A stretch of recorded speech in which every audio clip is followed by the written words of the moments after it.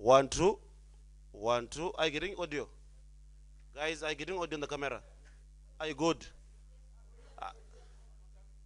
1, 2. 1, 2. Guys, this wireless thing doesn't work. This thing's.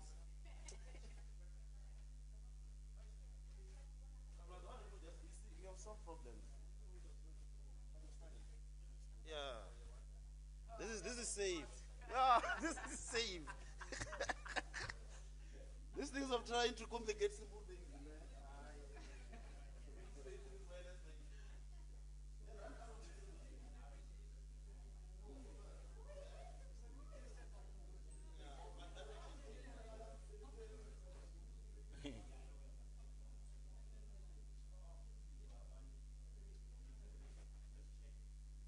1 2 1 2.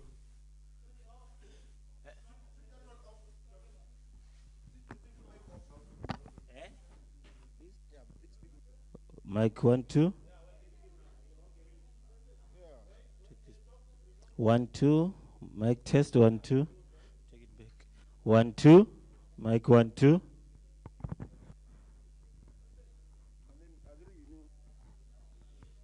1 2. Okay. 1 2. 1 2. 1 2. 1 2. Mic 1 2. Mic 1 2. Test 1 2. Dennis, volume on the receiver, yeah. 1 2. Mic 1 2. 1 2. Mic 1 2.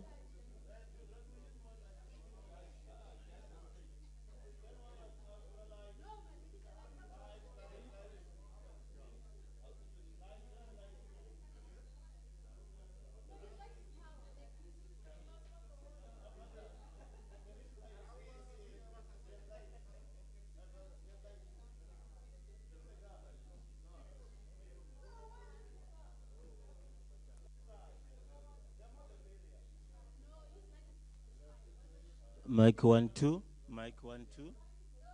1 2. Testing. Testing mic 1 2. Testing mic 1 2. Work 1 2. Testing mic 1 2. Mic 1 2. Mic 1 2. Mic 1 2. Testing mic 1 2. Testing mic 1 2.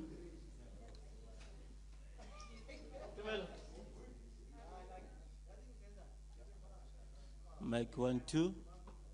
Mic 1 2. 1 2. Mic 1 2. Testing mic 1 2. Mic 1 2. Mic 1 2. Testing. 1 2. 1 2. 1 2. Testing 1 2. 1 2. 1 2. 1 2.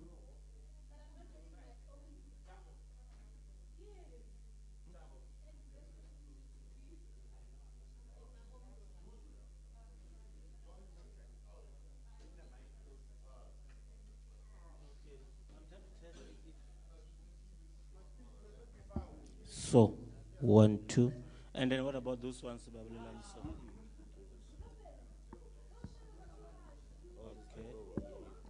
Okay, 1 2.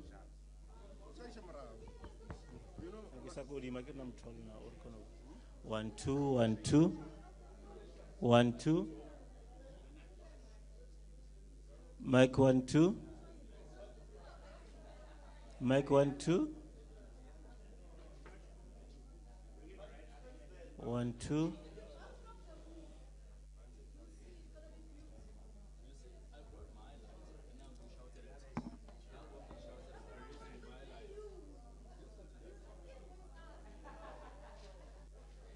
Mic 1 2. Mic 1 2. 1 2. Mic 1 2.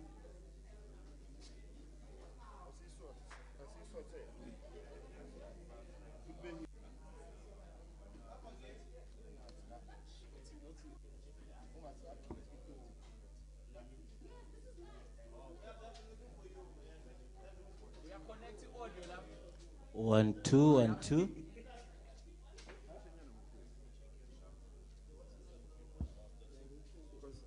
So ever where the I can what I'm going to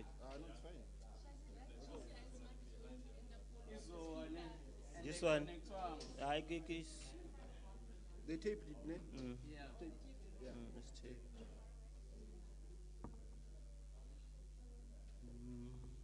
Okay.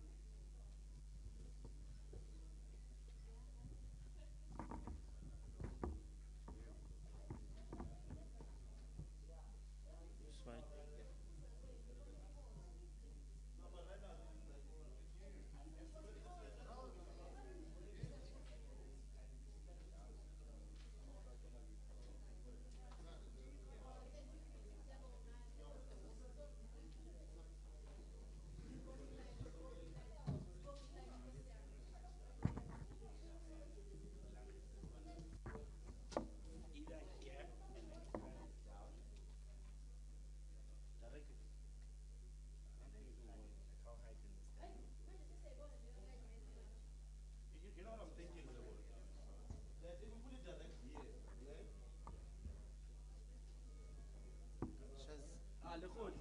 How you doing? Yes, sir. Yes, sir. I also want to club with you guys here somehow. Here you go. Unale gaffer? Oh. This is department's gaffer tape. Ah, is it? Say expropriate.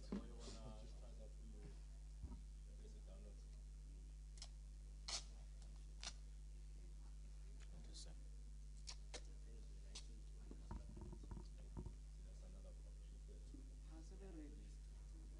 Are they here?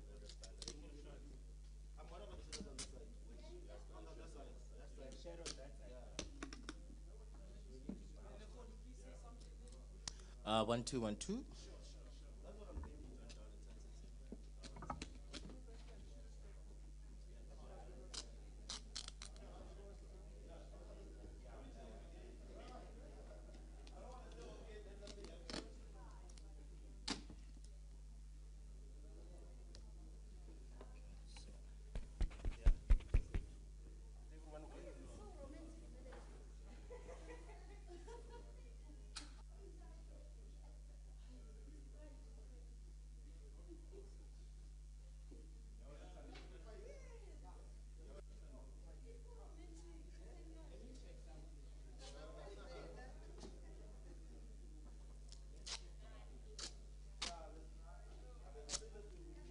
Yeah.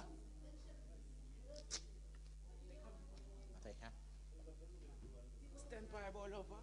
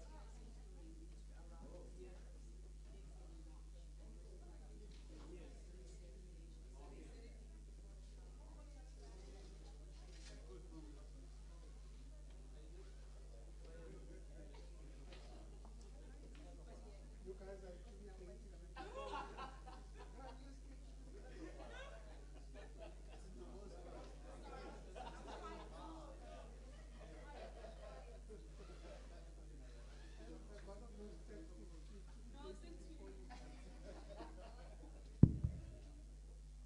Okay.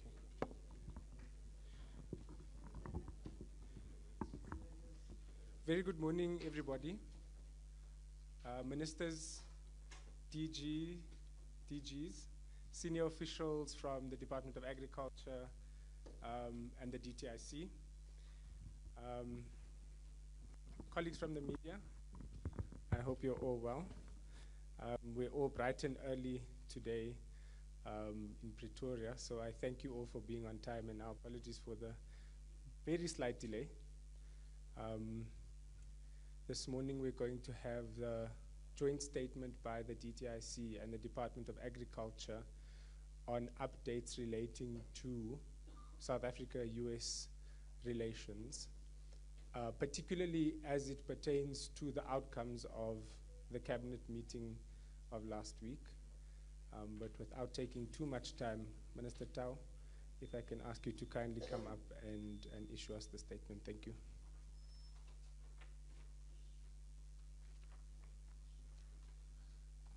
Thank you very much, Kamil. Minister Steenhuisen, DGs, colleagues, ladies and gentlemen. We've agreed that I read the statement and Minister Steenhuisen answers the difficult questions.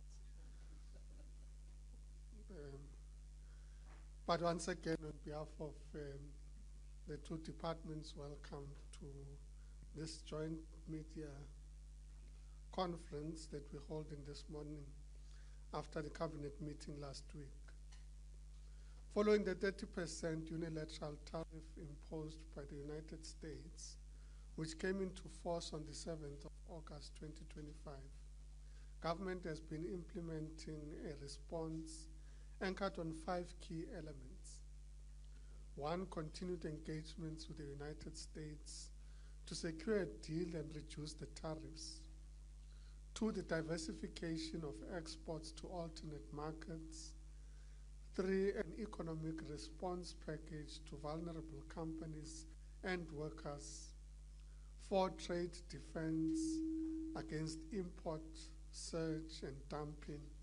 And 5, demand-side interventions. Therefore, the press briefing this morning will provide an update on progress on these key elements. With regards to continued engagements with the U.S. to secure a deal and reduce the tariffs, Cabinet has approved that South Africa submits a revised offer as a basis for negotiations with the U.S. The new offer builds on the previous offer submitted in May 2025. The new offer substantively responds to the issues the U.S. has raised in the 2025 National Trade Estimates Report. South Africa has already addressed sanitary and phytosanitary measures in compliance with the biosecurity protocols affecting poultry. In this regard, South Africa granted market access under the conditional self-ban and self-lifting system. This will ensure that the U.S. is able to leverage the tariff rate quota of 72,000 tons already agreed in 2026. Secondly, with regards to blueberries, we've granted market access for states that are free of fruit fly and agreed to mitigation measures with those states with fruit fly. And also with regards to pork, in this regard, it is open, subject to the biosecurity requirements. Consequently, the USA Africa Trade Desk has informed us that it will be shipping containers of poultry and pork to South Africa in 2 weeks' time, which is testimony that these issues have been resolved. The shipments will come from the states of Georgia, Mississippi, California, North Carolina, and Alabama through the port of New Orleans in Louisiana, Savannah in Georgia, and Norfolk in Virginia. Other significant requests from the U.S. was that South Africa consider reducing tariffs as a way to address the deficit and tariff disparity with the European Union due to the SADC-EU Economic Partnership Agreement. South Africa continues consultations with industry in this regard, in consultation with other members of the Southern Africa Customs Union. Will identify specific lines to respond to this request. On the economic response package, Cabinet has endorsed the economic response package that includes the establishment of an export desk, which serves as a direct point of contact for affected companies. Since being operational thus far, 23 companies have utilized the export support desk and were accordingly assisted. In addition to queries processed, engagements were also initiated with more than 54 South African exporters to the United States, focusing on updates on the negotiations, clarifications on tariffs, elements of an economic response package, and issues linked to market diversification. Measures to assist companies to absorb the tariffs and facilitate long-term resilience and growth strategies to protect jobs and productive capacity in South Africa. The Localization Fund, the Localization Support Fund, has also committed that for affected companies to contribute to the national effort, means would be put in place to support this. The package also includes that the Export and Competitiveness Support Program will include a working capital facility and plant and equipment facility to address short to medium-term needs across all industries. Furthermore, working with the Department of Employment and Labor on measures to mitigate job losses using existing instruments within its entities that can be adjusted to respond to the current challenges has already started. And following consultations with the Competition Commission, a block exemption for exporters has been introduced to enable collaboration and coordination amongst competitors. A draft block exemption will be published by the end of this week so that the process can be concluded expeditiously, and information would be available on the DTIC website. With regards to diversification of exports to alternate markets, the recent imposition of the 30% unilateral tariffs by the US on our exports is a significant policy shift that necessitates a clear and decisive response. South Africa has accelerated its diversification efforts of export markets and enhanced competitiveness to mitigate the economic impact of losing preferential trade preferential trade access. The diversification is a strategic imperative to ensure better resilience of our economy to economic shocks. This is not a plan B, it is a plan A for long-term resilience and competitiveness.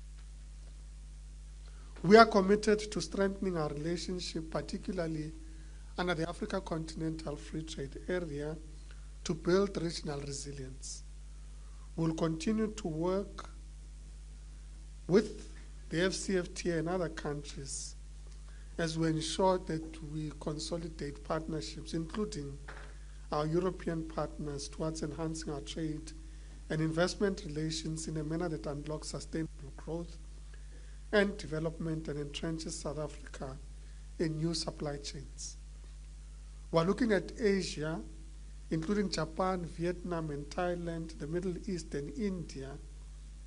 We are pursuing these markets because we see growing demand, existing negotiations, and a positive reception to South African products. This is not just about trade numbers. It is directly linked to job protection.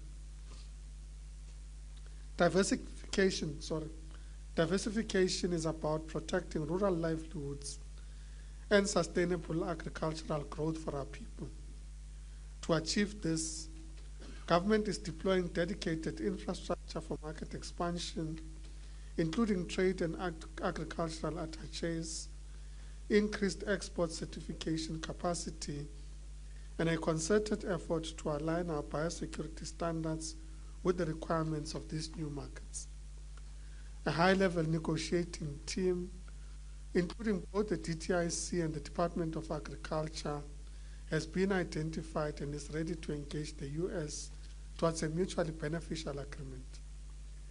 Our goal is to demonstrate that South African exports do not pose a threat to U.S. industries and that our trade relationship is in fact complementary. While the U.S. is our third largest trading partner after the EU and China, South Africa is the 43rd export destination for the U.S. and accounts for 0.25% of total U.S. imports and is therefore not a threat to U.S. production. Excuse me. Furthermore, the U.S. market accounts for about 4% of our total agricultural exports, or 9.8 billion rand of our total agricultural exports, an increase of 104% from 2018. Government is going to do everything possible to keep the American market open for our goods. We will at the same time accelerate our efforts to diversify markets and build on the efforts we have put in place to ensure predictability in trade and leverage all our existing partnerships to secure markets of our products. With regards to trade defense and protecting domestic industry against import surge and dumping, the tariffs imposed by the U.S. do not apply to South Africa only. They also affect over 130 trading partners with whom American consumers and producers interact. In this regard, many of the orders destined for that nation that now face prohibitive restrictions to enter that market will seek out other outlets for such production.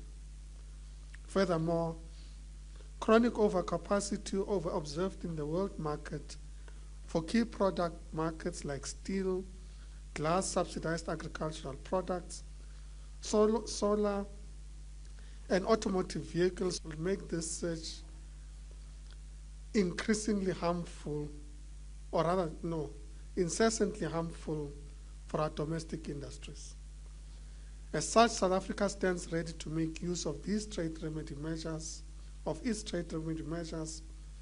to safeguard and protect its industry within the prevailing agreements of the WTO.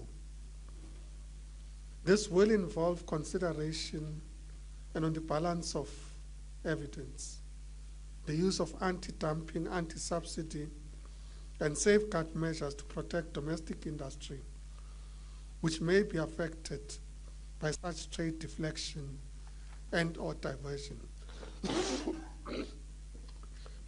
Excuse me. And with regards to demand-side interventions to leverage on buying power by local consumers, private sector and government, proudly South Africa will intensify outreach with corporates and retailers through its online store and market access program or platform, which is a procurement tool targeted at the private sector to support increased domestic sales of products, with future export capability of the online platform to be used to assist with export market diversification. Thank you very much.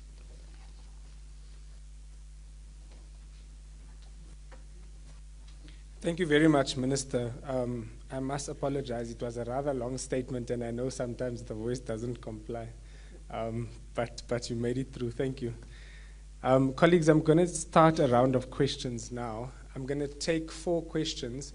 Colleagues who are behind the cameras, you are at a disadvantage. I'm not able to see you, so if you're able to come forward, I can acknowledge you. Let me start on that side of the room. Please remember your number. I don't remember colleagues' names. My apologies. I will eventually.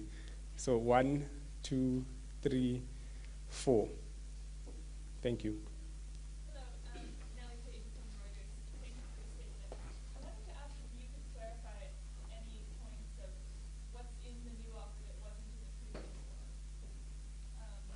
Thanks. Because my understanding was that for the pork, the self-ban and self-lifting system was already in place. Sorry, for the poultry. And then for the pork, it's saying that the same requirements are still there. So what's changed in this offer that you think will tempt the U.S.? Hi, I'm Julie Bourdin from AFP News Agency. I'd like to know if you have any new information regarding the U.S. Requirements on South Africa's domestic policy. Have they made any new statements or anything to the regard of BE or any of these issues? Oh, hi. Sorry, Nick Wilson from News 24. My question, have the US actually been in contact with DTIC and agriculture this past week? Because sometimes it seems like the trade guys might be working with us, but it almost seems like President Trump has a totally different agenda. Any kind of color on that would be great. Thank you. And Dogozo Kumalo from Newsroom Africa. 2 questions. If Minister Tau could please just unpack a little bit more around the support desk, those 29 exporters and 53, I think I missed a little bit there. And what industry specifically are they in and the type of support that they were given? And do we have a monetary value yet of the value of the support package and where exactly it will be streamlined to first? And then a question for Minister Steenhuisen. Looking at imports such as wheat, importing half of South Africa's wheat from Ukraine and so on.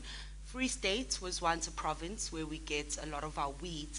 Are we looking at reviving any such industries, for commercial farmers that maybe had exited the industry, but also for emerging farmers in those provinces so that we do boost and diversify our agricultural exports? We did see that boost in the first quarter of the year in both jobs and the exports. So just keeping that momentum, what are we doing in context of the tariffs? Thank you. Thanks. If we'll allow Minister Steenhuisen and his team to answer those questions. I know there was a question directed specifically to Minister Tau. Minister, if you'd like to defer to one of your DDGs also, we'll accept that. But Minister Steenhuisen, over to you and your team, please. Thank you. Thank you.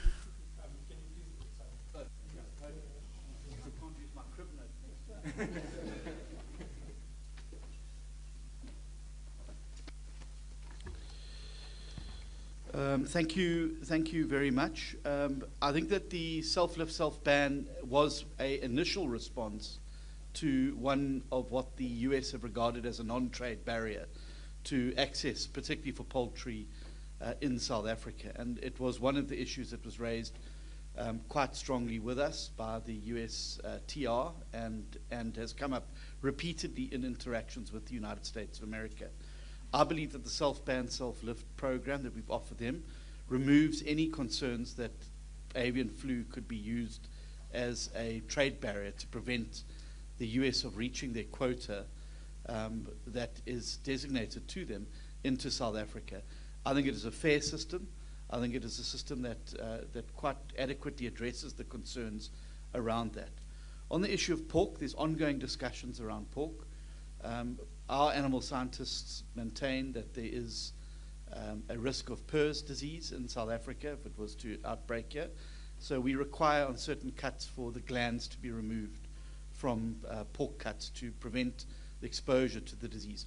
One of the reasons that we do this is because our own pork sector in South Africa is incredibly small and generally is only geared towards domestic production. We do very little export of pork outside of South Africa.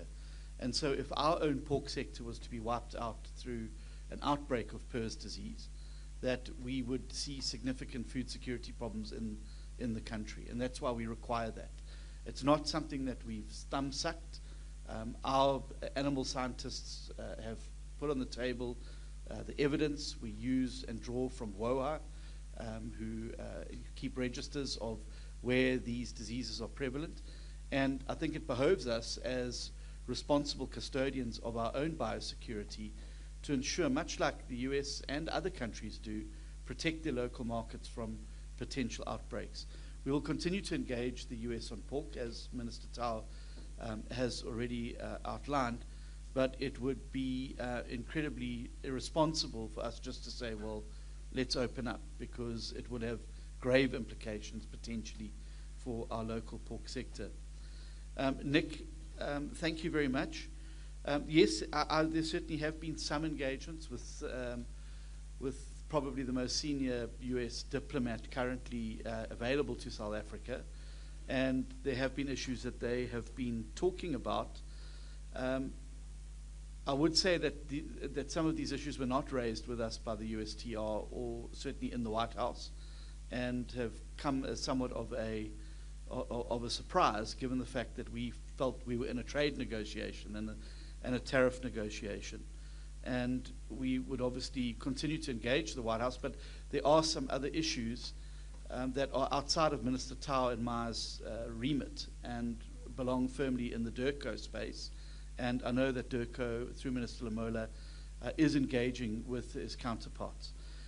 As Minister Tau said, we've put together a very high-level team, joint team from agriculture, including our DG, DG Ramasodi, who will be leading the team from our side, to go and engage the United States on a number of these issues, around the trade issue and around the animal and phytosanitary. But some of those other issues are going to have to be a subject of DIRCO and diplomatic engagements with Washington. We also have a trade attaché in Washington.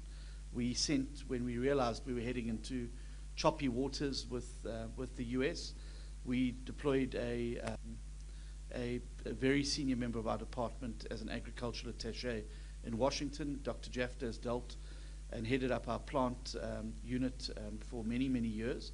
He's experienced, he understands issues, and he's committed to sitting with US counterparts to be able to deal with some of the phytosanitary issues that cut both ways. Minister Tau will deal with the support desk. When it comes to wheat, we've had a very good crop of wheat this year, but we will still remain a net importer of wheat in South Africa. Obviously, we're looking at ways to boost production. It's not an easy crop, and given the fluctuation in prices, in the wheat price, it is often seen as too volatile for farmers to plant, given the fact that there's less volatility in things like maize, because there are other avenues to use maize. You can direct it either through consumption, milling, or for animal feed.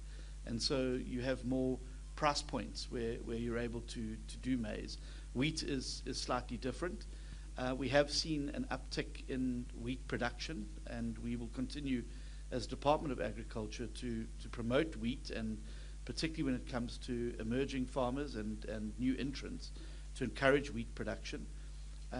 We also have seen a significant increase in barley production in South Africa, largely driven by the fact that there are significant malters that are moving into South Africa. As Minister Tau, I'm sure would know, Souffle are setting up a big operation in Sedibeng shortly, and that's going to help for a guaranteed uptake for some of our barley products.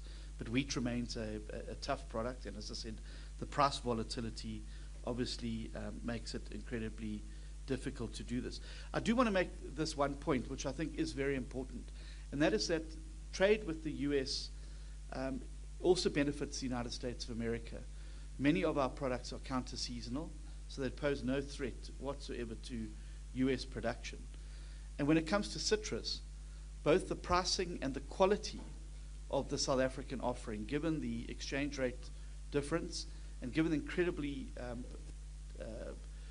high levels of and quality of production in South Africa, ensures that what lands in the United States is incredibly high products that benefit US consumers and benefit US agro processors.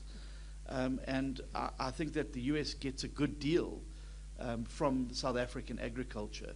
And it really, I think, will be a shame if we see a drop-off in these excellent quality products not being able to land in those areas.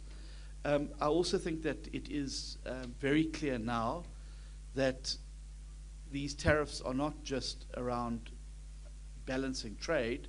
We've seen in a number of the letters that have been sent to various other countries, most notably Brazil and India recently, that these things go beyond just tariffs. And I think we're seeing some form of new era now where trade and tariffs are being used to deal with other issues outside of what would generally be trade concerns. And this is obviously a new normal to which we're going to all have to adapt. And as Minister Tau said, this is not something unique to South Africa. We have over 130 other partners around the world who are facing similar issues. We're also seeing that those countries are starting to come together to replace markets that have been lost. I shared last week with Minister Tau a deal that's been signed, for instance, between Brazil, who have been slapped with a 50% tariff, and Japan for the provision of beef. And I think we're going to see a lot of that diversification taking place. We are committed, as Minister Tau said, to diversification, and we're looking at extensive new markets where we believe that with the diversification, we're never overexposed on any one particular market, which ensure that we are able to sustain ourselves and our trade going forward much better in the future. Thank you.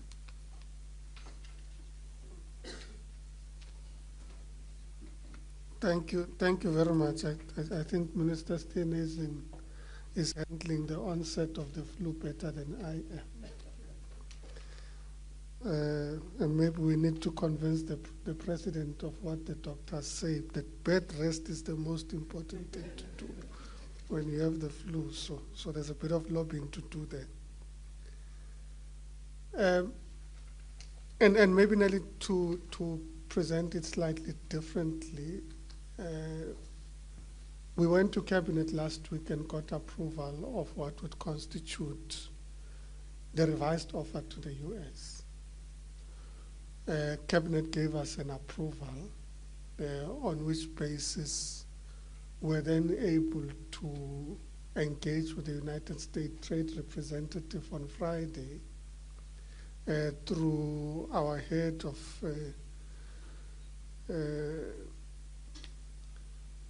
the bilateral trade desk at the trade branch, who had already dispatched to the US, and they met with the USTR on Friday.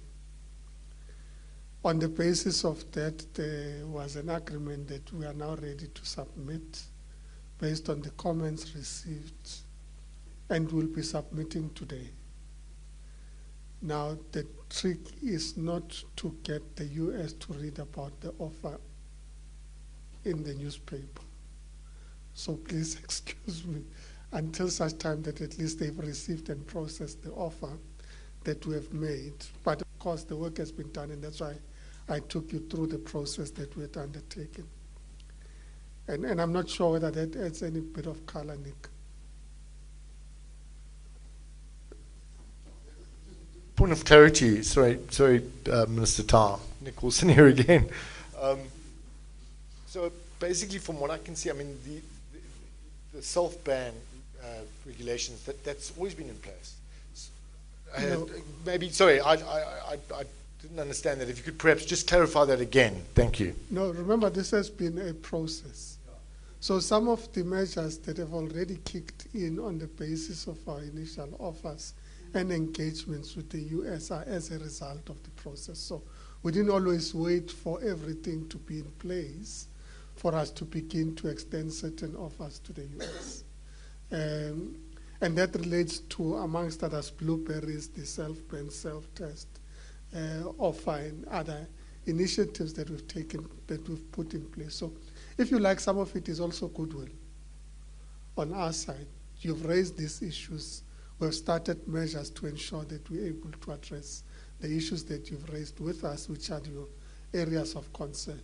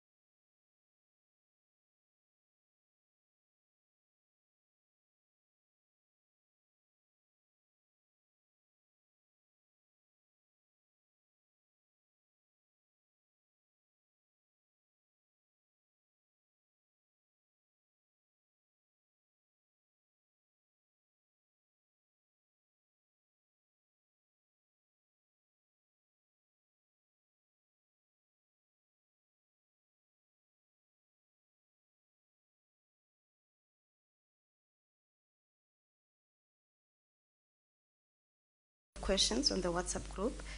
The first one is from Thando Mayeko at the Business Day, and she has two questions. The first one, as South Africa assumes the chairmanship of the SACU for the next year, how does the bloc intend to position itself in response to the US tariffs imposed by the Trump administration?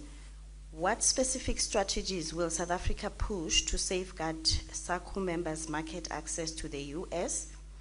And then number two, with regards to the discussions between the DTIC and the Labor Department, could we see the Labor Department reintroducing the UIF's TERS scheme for supporting employees whose services would not be used or terminated because of the impact of the tariffs? So I've got also two questions from Harja Omaji from the Business Day still. And she says to Minister Tau, can we fast track the exports to the African continent through the AFCFTA?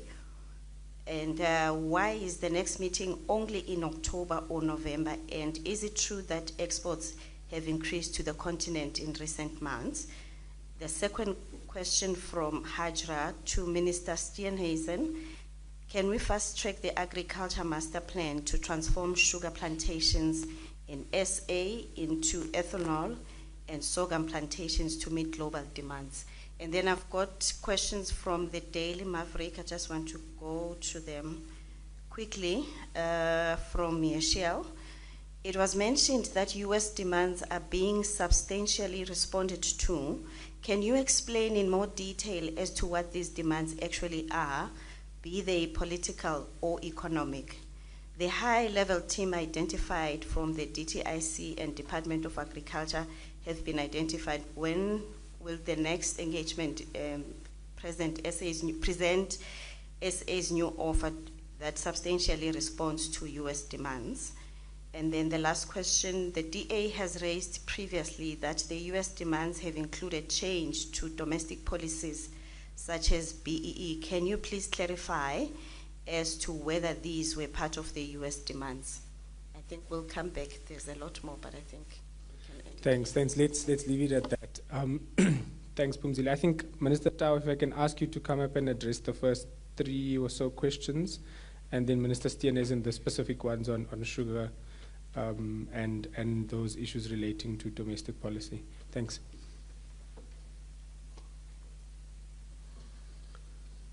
Thank you. And some of the questions that have already been covered in some of our initial responses, but because I suppose they came in on WhatsApp earlier, the questions would have still been raised, so we'll try and manage around that. Yes, South Africa has assumed the chairship of the Southern Africa Customs Union since the 15th of July this year. In fact, we're chairing our first meeting of SACU this afternoon. It's an online engagement with SACU partners, and we've resolved that, in fact, we will put some of these trade measures and trade issues on the agenda at SACU to be able to engage on those issues. So on the basis of what SACU agrees, we'll then be able to provide a more detailed response with regards to what we're pushing as a bloc. Ultimately, when it comes to matters related to trade and tariffs and those related measures, it is important that we are able to go through the Southern Africa Customs Union as we function as a customs union. And we've agreed at the last session that was held in June in Namibia that, in fact, we've set in place protocols on how this would be engaged.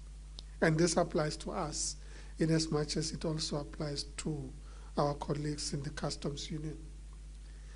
The TERS scheme is still applicable. What we're engaging with the Department of Labor and Employment is how do we apply it under current circumstances.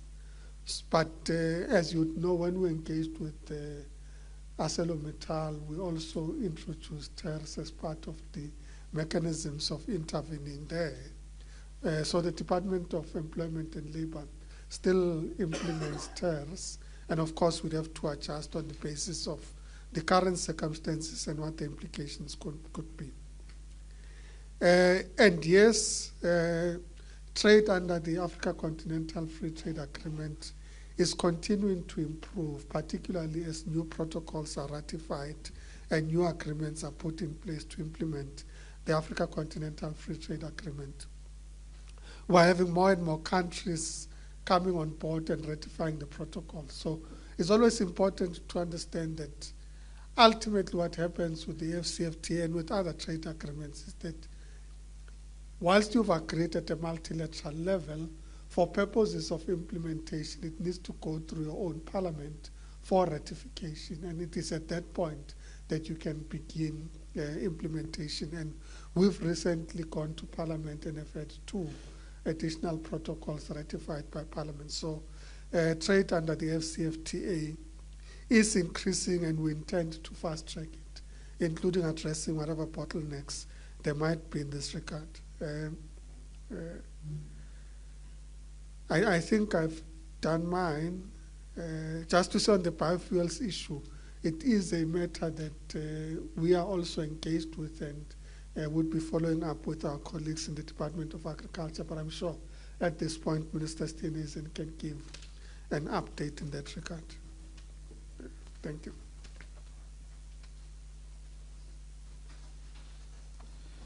Thank you, Minister Tau. I'll deal with the ones that were directed to us. But I would say we do also in agriculture see the African continent as a huge opportunity for us to be able to start improving the trade that we do. Particularly the wine sector has identified Africa as a growth market for wine particularly. And obviously the more protocols open up and the more corridors that are established for the movement of goods and services, I think the easier it's going to make us to be able to supply in and out of the African continent. Hajra Omaji asked around the biofuels and bioethanol and biodiesel. There's a huge opportunity for South Africa in this regard, given the fact that many of the big industries, shipping and airlines, have said that by 2030 there is a 30% requirement for biodiesel and biofuels. This obviously positions our sugar industry incredibly well towards that, and diversification is part of the sugar master plan. What is now required is an engagement and process with both DTRC and Minerals and Petroleum Resources, Minister Mantashe's department, around developing a biofuel strategy and policy for South Africa that reacts to these demands. There's a huge opportunity, I think, as well as we have to move towards cleaner energy for provinces that would be affected through closures, for instance, of coal-fired power stations, to be repurposed and refitted, for instance, to be able to process bioethanol, biodiesel, and other products, mainly as a result of sorghum, canola, and of course, sugar. I think that the sugar industry is well positioned and are very keen for it. We need to create the overarching broad legislative and regulatory framework for this to occur. There's already also huge technology that exists, and I have been in discussions with one of the large players in the fuel space, Sasol, who have the capacity and technology to be able to start moving quite determinedly into the biofuel sector. And it is one of the issues that we're working with the sugar sector to move towards. And I think that we would need to fast track the overarching regulatory and legislative platform in order to finally allow that particular sector to go through. I think, as Minister Tau said earlier, the difficulty is we've had to sign an NDA with the United States of America on these negotiations, and obviously this means that it's very difficult to go into broad detail. But I certainly think, responding to some of the trade and tariff issues, this is a broad, generous, and open offer that I think meets the ambition criteria. And I think if one was to look at this through the trade and tariff perspective, I think this offer represents something that would be good for the United States and also good for South Africa. And I certainly hope that, well, we certainly hope that it will be received in this way in the United States. Obviously, the demands, as I've said already, both in Minister Tau and I's meeting with the US Trade Representative, as well as our meeting at the White House, the focus was on the trade and tariffs. It was not on domestic policy issues, outside of obviously what everybody saw in the public arena in the Oval Office, where rural safety was raised quite sharply. And obviously we've taken heed of that and are working together, both Agriculture and the Police Portfolio Committee, to look at what measures can be in place to improve rural safety so that we can provide that satisfaction on that issue. But certainly in the other meetings, the issues were focused very sharply on tariffs, trade, and ambition. And we have tried to respond to that. Obviously, there have been other interlocutors that have emerged on the scene who have different views and have said there's other things. And obviously, these were not formally raised with us, certainly in those two formal engagements. So our focus in this offer responds to those trade things. As I said in my initial remarks, there are perhaps other issues, but DIRCO and those departments are going to have to deal with those through the channels that are established between South Africa and the United States to perhaps explain some of those issues, perhaps indicate what we're doing to resolve some of those issues. But that's above Minister Tau and Ma's pay grade, I'm afraid. Thank you very much. Thanks again, Ministers. Colleagues, I'm going to take one final round in the room. And if we do have space for one or two more questions from the WhatsApp line, then we'll go ahead. Let me not prejudice anybody at the back there. 1, 2, 3, 4. Okay, this is a big round. 5, 6. Okay, 6 questions. Thank you.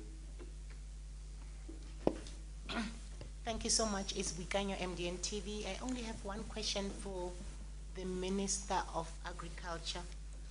I don't know if you have already answered or explained the matter regarding the steps that have been taken to protect the perishable agricultural exports that are at risk. Thank you. Thank you. Number 2. Thank you very much. My name is Tuniso from Creative Tuniso Online Media. I have two questions. The first question I just would like to ask from the Agriculture Department as well as DTI.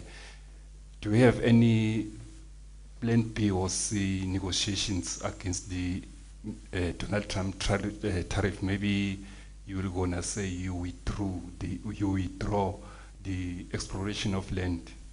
Do we have any Plan C, B, or G on that, or that is not touchable? May rather the tariffs go on.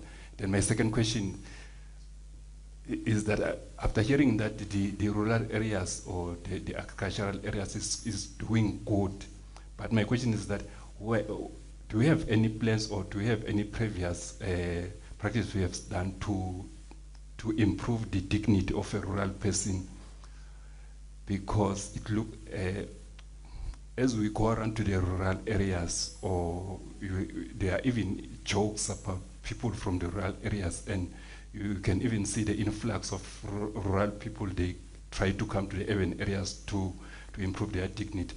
Do we have any plans to improve the dignity of these people? Because I can hear that there is good production that is happening there as we are speaking right now. Thank you very much. Thank you very much. Susumi Maizumi from Japanese daily newspaper Asahi. You've already mentioned about Japan, but this month, Tokyo International Conference on African Development, TICAD, will be held in Japan. And how does South Africa government intend to develop relations with partners such as Japan during this difficult time, especially negotiating with the US? And as you know, actually, half of grapefruits in Japan are coming from South Africa.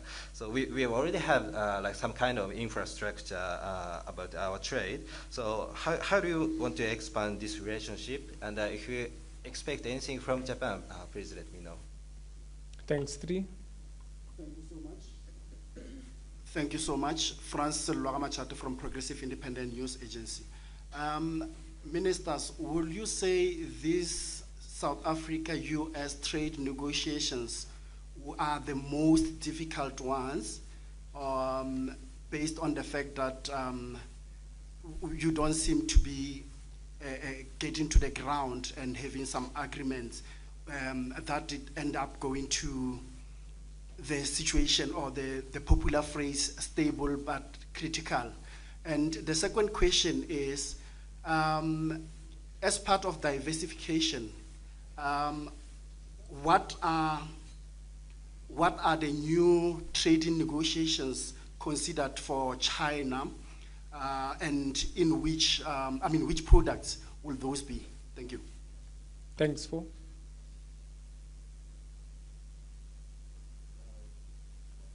I think I was number 4. Good morning, Katlego Logodi here from the SABC.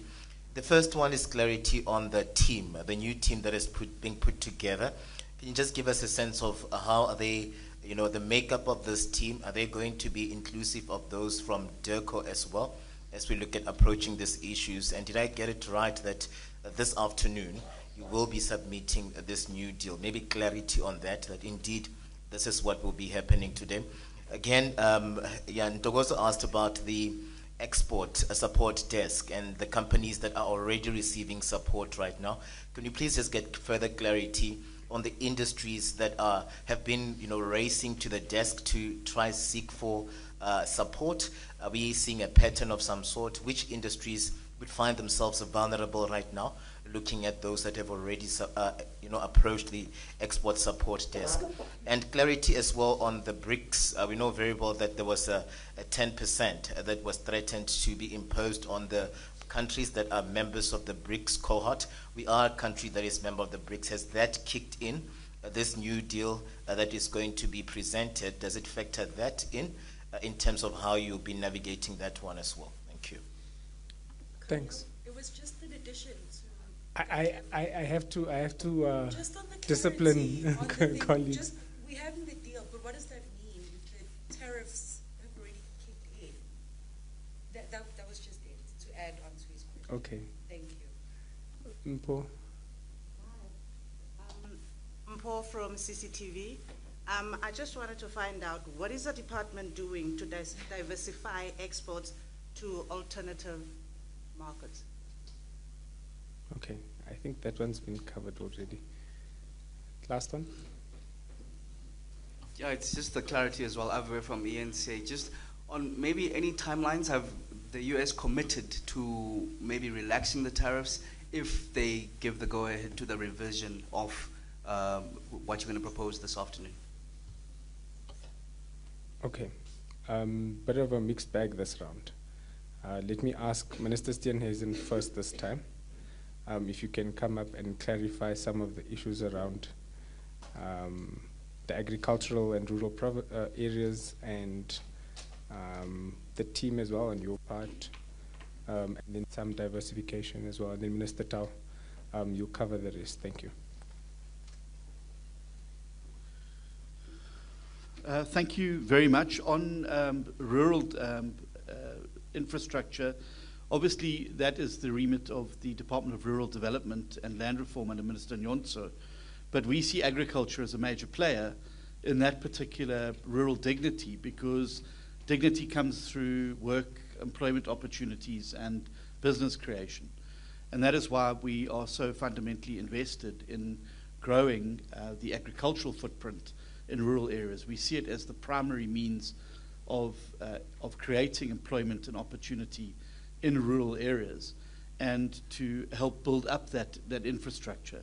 The challenges we face, of course, also exist in the cognitive space, water, sanitation, roads, and the like, which are a huge issue in those rural areas, and are becoming an issue for the agriculture space as well. The quality of roads, being able to move agricultural goods and services.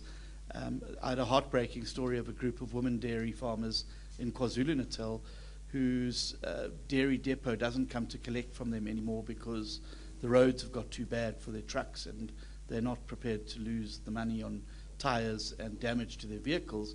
And this means that those ladies lose an outlet for their milk. And that's just one example. So the President has already announced through Operation Vulindlela 2.0 that it is now going to extend to local government. Minister Kondongwana has also, through National Treasury, started to embark on a process of ring fencing, particularly on the services at a municipal level, to ensure that a portion of that money raised through electricity, through water reticulation sales, is reinvested into infrastructure to ensure that we don't have the outages and the like there. It was certainly interesting at Mpho this year that it's usually crime that's number one on the list that's raised with me. This year at Mpho, it was largely around infrastructure. So we're working together with the Department of Rural Development, with COGTA, as well as Operation Vulindlela and agriculture. I think that there's a lot more synergy that we can find in ensuring that we ensure that those rural areas have the infrastructure that they need to support the economic growth that we're trying to stimulate and create in those areas. And of course that then leads into safety. And I've already announced and spoken about the initiatives by the Department of Agriculture, or the Agriculture Portfolio Committee, and the Police Portfolio Committee had a historic first engagement around farm attacks, rural safety, and the like, that affect our biggest stakeholders in those areas, our farmers and farm workers. And certainly from my department, they're our most important stakeholders, and protecting them is obviously very important. In terms of Japan, I attended a trade visit with the Deputy President. I met the Minister of Agriculture in Japan, very impressive, deeply impressive young minister, and we have had a good discussion about how we could improve. Japan is a very important growing market for us in wine, citrus, but also from grains, and we are in the midst of negotiating a deal around maize, which Japan is looking for. And I see Japan as a huge growth opportunity for us going forward. It is obviously difficult negotiating when the issues that you're negotiating are not necessarily about trade and tariffs, and that obviously complicates things. And I think that's also why we've had this particular situation. But I also think there's a matter of volume and scale. As I said, South Africa is a very small exporter to the United States in their global terms.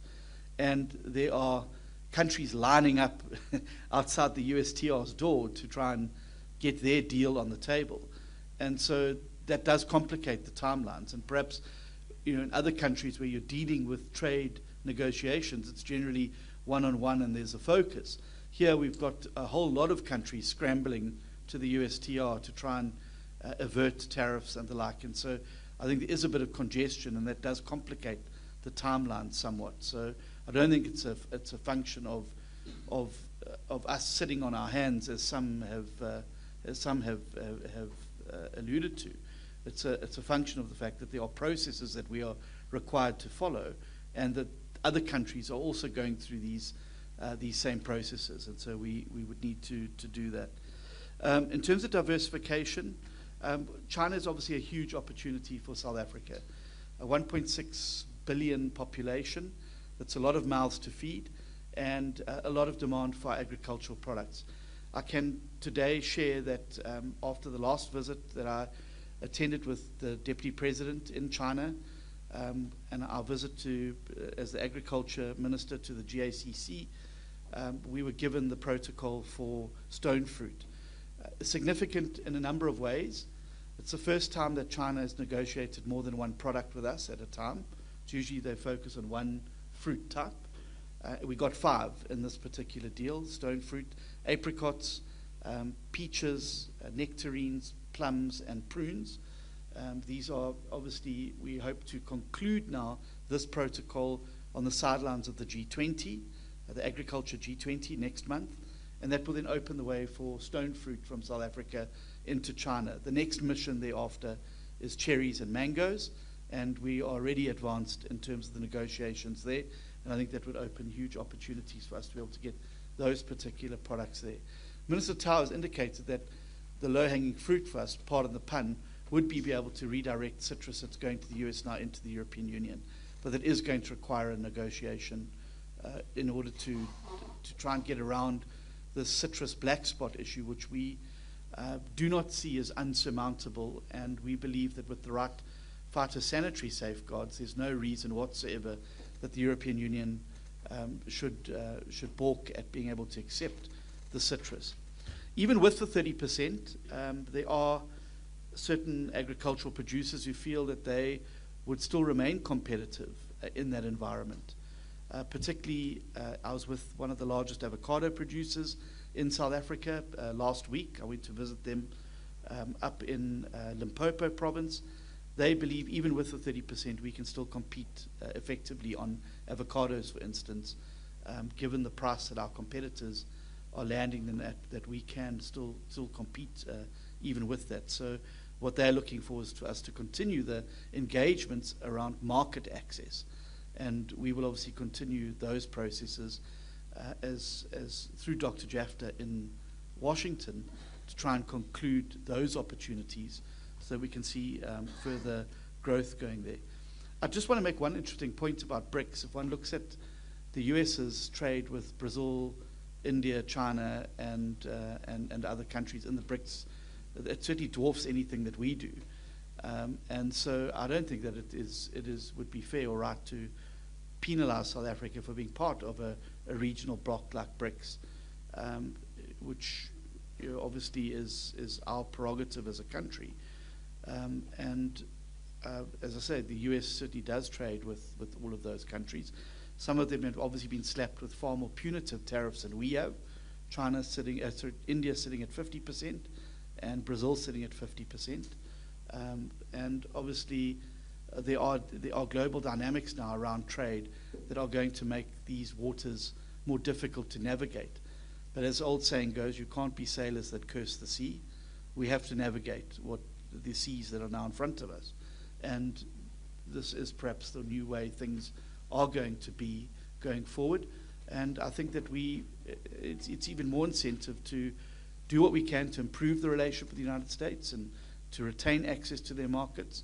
I think it's in their interests as well to have a good relationship with the most industrialized and largest economy on the continent, but also to make sure that we're not putting all our eggs in one basket and that we are looking determinately for other markets.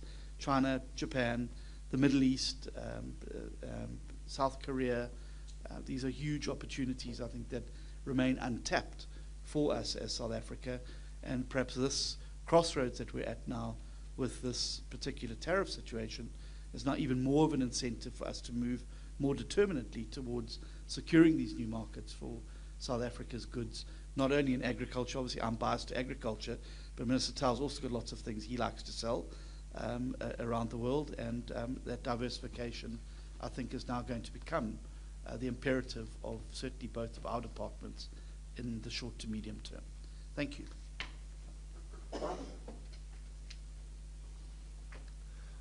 Maybe to pick up directly from where Minister Steenhuisen left off, with regards to diversification, we've also agreed in Cabinet that we need to invoke the entire Cabinet in these processes of diversification. The reality is that the DTIC on its own, or the DTIC agriculture, and let's say the minerals and petroleum resources on our own would not be able to reach all markets at the same time.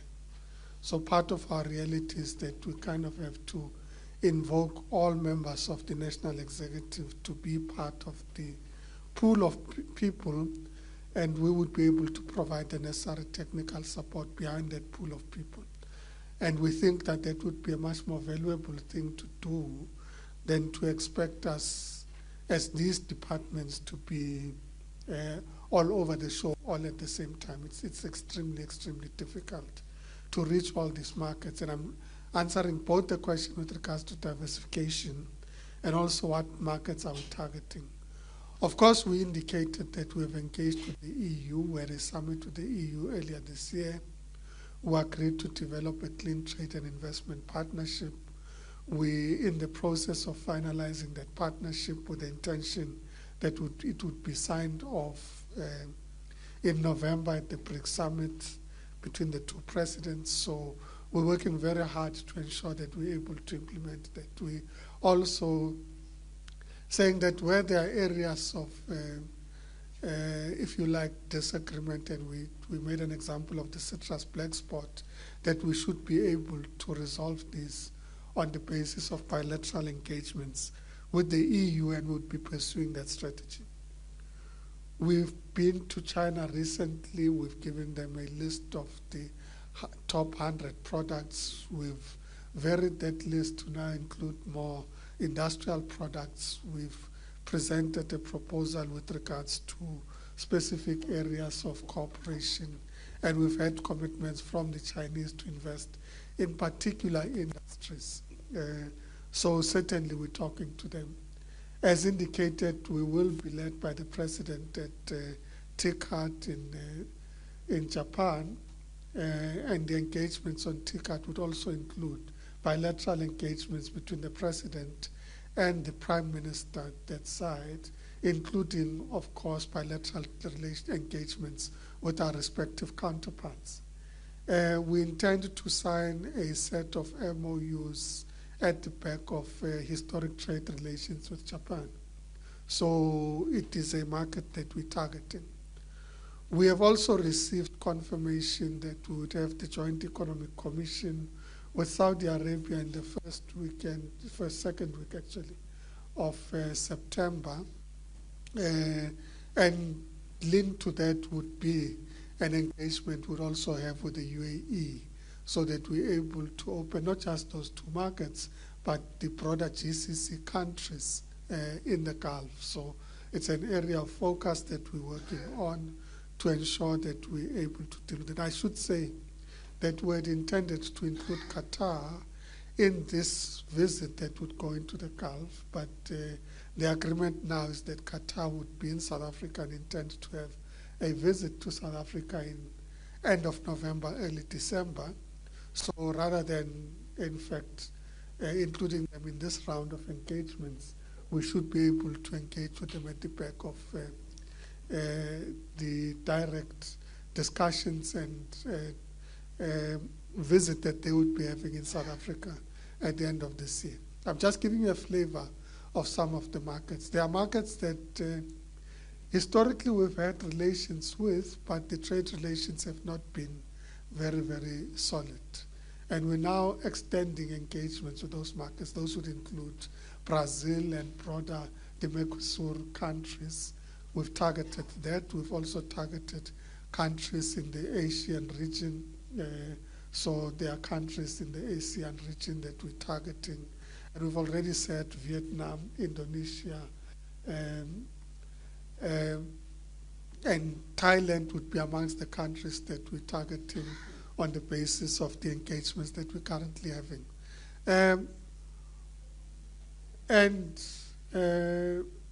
We will continue to expand our engagements with various regions and countries. So I just thought I should give a flavor of the sort of work that we're doing on the diversification issues and enhancing market access. But we shouldn't underplay the importance of the Africa Continental Free Trade Agreement. In fact, you know, when we talk about export and having China, the EU, and the US as our biggest trading partners, it is on the basis of, in fact, them either as a bloc, the EU, or China and the US as individual countries. But if you look at our trade basket, Africa is the most important. It remains the most important market for South Africa. There's a Council of Ministers in September that would be looking at how we enhance the work that we're doing at the back of the AfCFTA, and we place particular emphasis in that regard. And sometimes you might not always relate to it because it is not big ships that move off ports that go into our neighboring countries. But you've got very established brands, retail brands that are there, And at the back of those retail brands would be the products that are on the shelves, a lot of which come from South Africa. So in reality, this is a market that we consolidate. And the discussions that we've been having with our colleagues on the continent is how do we ensure that we're able to address what has been some of the difficulties in trade that we have experienced. What are some of the issues that impacted investors in certain instances? And there are stories that we know about companies that suddenly get increased tax requirements, increased regulatory requirements, and so on, that present as a challenge, but also new opportunities, expanding access to products that historically we have not imported from our neighbors, including, amongst others, oil and gas, as opportunities that we have that we have not fully exploited. So optimizing the work that we're doing in Africa is extremely important for all of us. Any plan B and C, we have so far engaged on the trade negotiations. There's no cabinet decision that says that we would want to review national policy or national legislation. So there's no cabinet decision that says so. And I do think that as South Africans, it is important that we reaffirm our own commitment to our own sovereignty as a country. The ability to make decisions on national policy and the direction that we're taking as a country is an extremely important point. And when countries engage us and say, we need you to change your national policy, we should not suddenly think that that constitutes a plan B and C, because then it means that before Parliament passes laws, it must consult another country. It's not a very sustainable thing to do as a country. So we need to preserve our sovereignty as a country.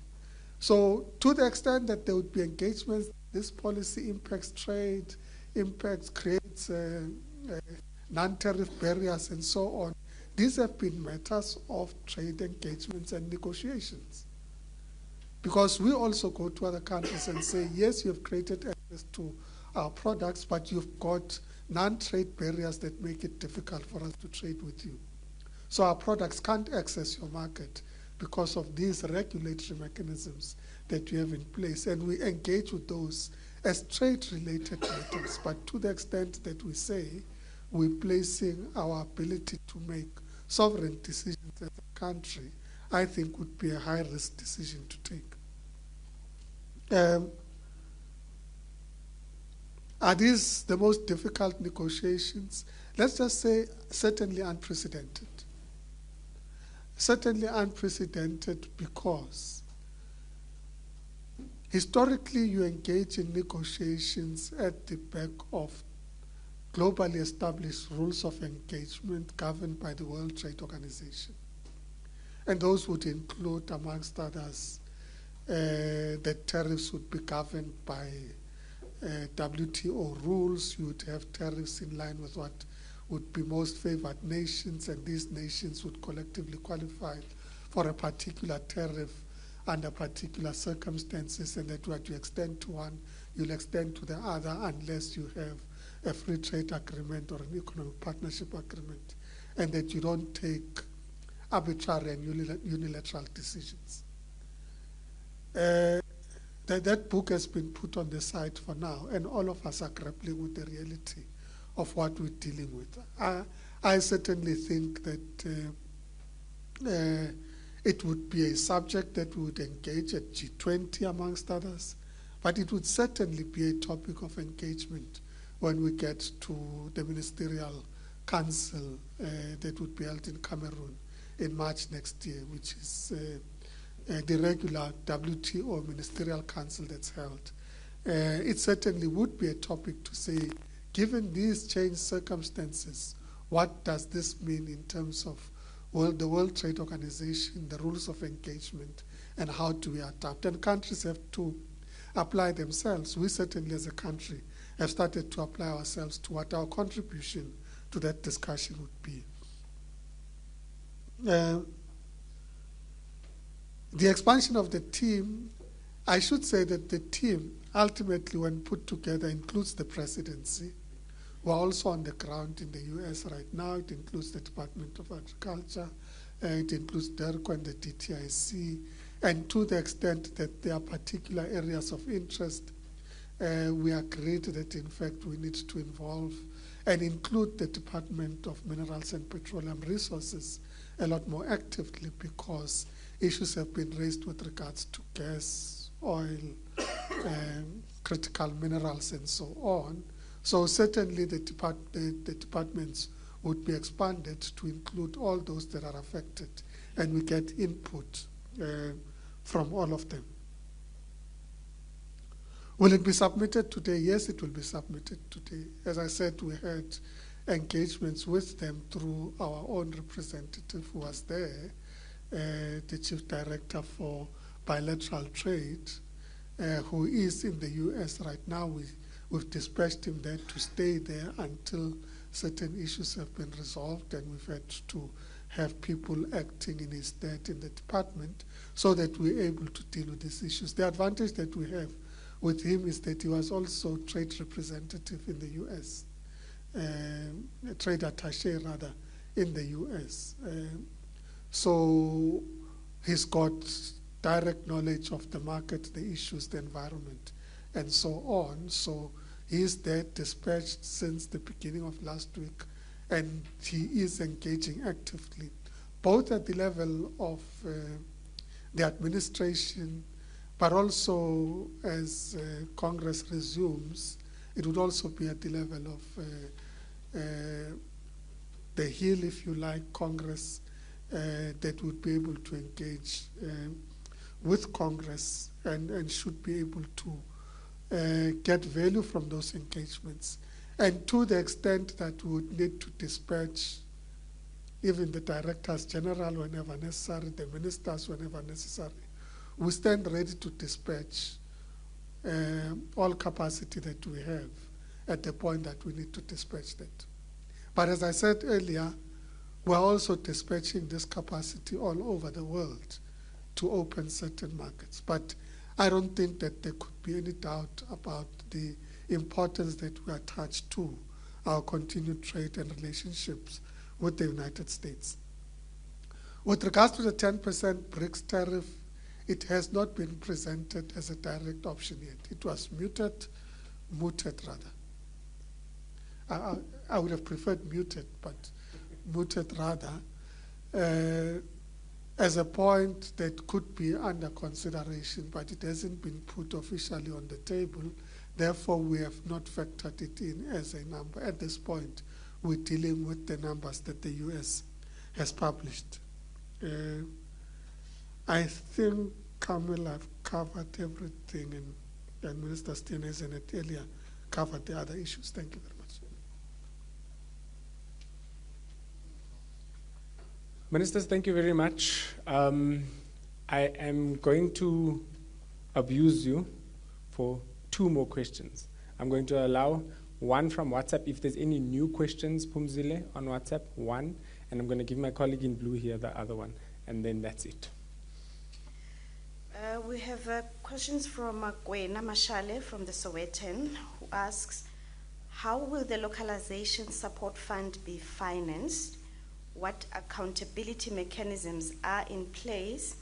How will the block exemption for exporters be implemented and regulated fairly? And what safeguards exist to prevent anti-competitive behavior? Thank you. Good morning. It's Thando Tsukwana from Bloomberg News. Just wondering, Minister Tau, if the DTIC has given consideration to raising the import tariffs it levies on India and China for the auto sector, just to stem or prevent flooding into the South African market, given the fact that the US tariffs does threaten to weaken demand for our South African autos. And then just one for Minister John Steenhuisen. The stone fruits that you mentioned are, have been granted access to the Chinese markets. Just want to confirm that will be tariff-free. Thank you. Thanks. Minister Steenhuisen, if you can take the one that's been directed at you and Minister Tau the other two, please. Thank you.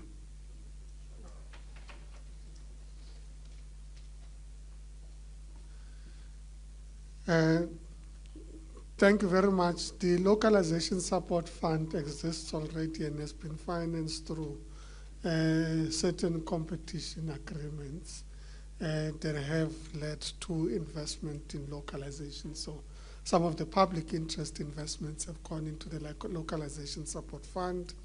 It functions as an NPO and as a governance system, and we have a mechanism of engaging with them with regards to the work that they are doing. And in this instance, we have engaged them to ensure that we're able to bring those resources and capability on board to implement the mitigation measures. But it's not limited to those. It also includes broader localization issues that need to be pursued and implemented. The block exemption will be published for public consultation, and the final design and conditionalities attached to the block exemption would come out of the public consultation process. But as we publish, we would indicate what would be covered in the block exemption, so we're not giving companies carte blanche.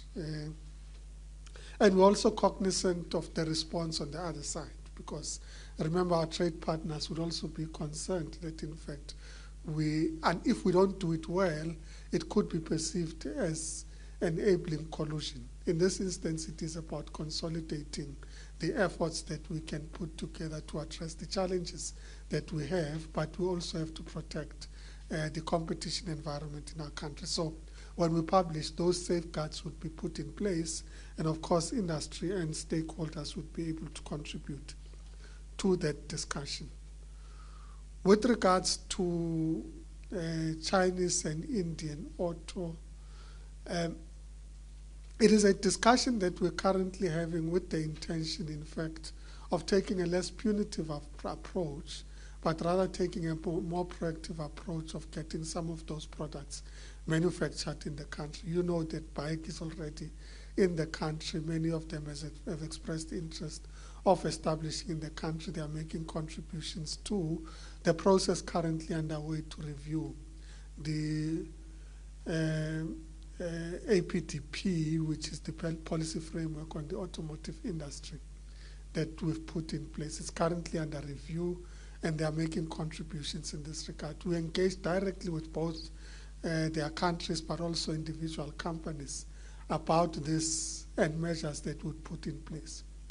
Could the measures include tariff measures? I'm not going to preempt what the actual decision is going to be in this regard. I think we'll get to that point at the point at which we finalize the revised automotive development program, so to say, so development program. So it is our intention to accelerate the policy development process and related instruments in the implementation of the APTP. Who am I disadvantaging now? Okay, thank you. So yeah, I think I've covered the issues around the auto. I should say that we spoke about the Chinese, but in the next 2 weeks we'll also be engaging with both Japan and India. You would know that Suzuki has had a great presence in the country right now, and we will be visiting, and they're exporting from India. So whilst it's a Japanese company, they are exporting from India into the South African market. So we'll be touching both the parent company and the company that's exporting into the South African market to see how we can cooperate and collaborate on the basis of seeking to attract them as an investor into our country. So we're not wielding the stick as a starting point. We start with the carrot and then balance it with the stick. Thank you.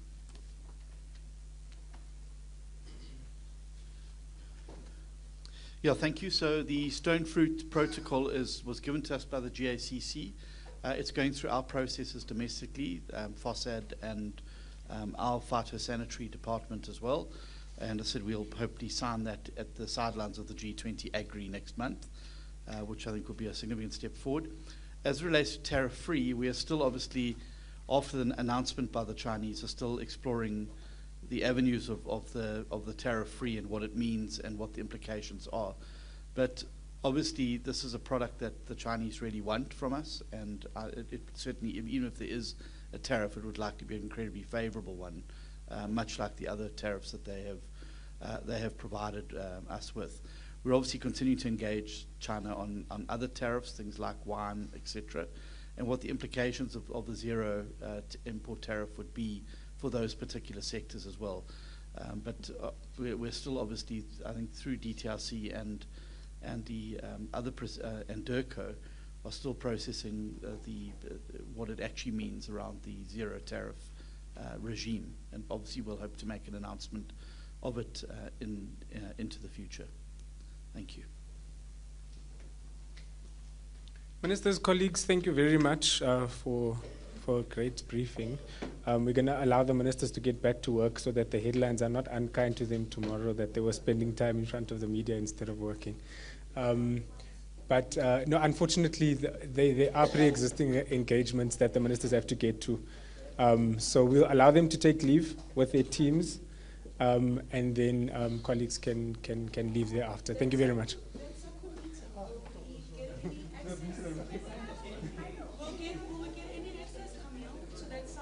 No, it's a close meeting. Thank you.